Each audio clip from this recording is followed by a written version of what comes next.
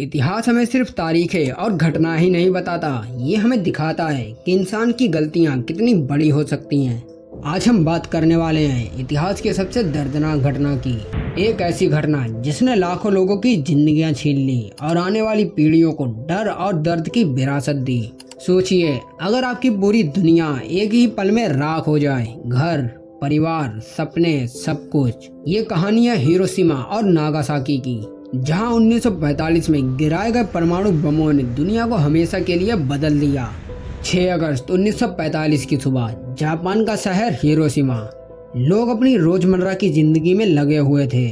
कोई बच्चा स्कूल की किताबें खोल रहा था, कोई इंसान काम पर जाने की तैयारी कर रहा था। लेकिन उस दिन आसमान में उड़ रहा था एक विमान, एलोना गे।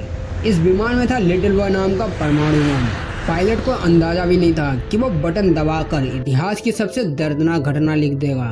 सुबह 8:15 पर एक भयानक धमाका हुआ और एक तेज रोशनी पूरे शहर में फैल गई।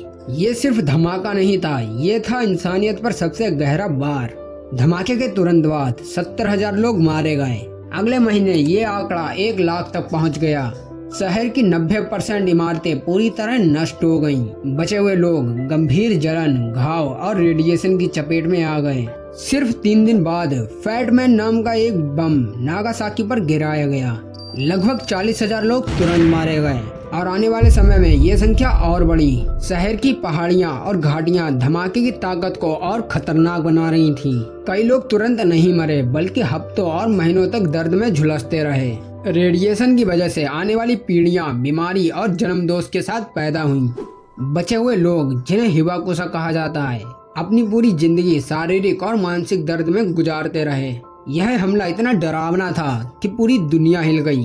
इतिहास में पहली और आखिरी बार परमाणु बम युद्ध में इस्तेमाल हुआ था।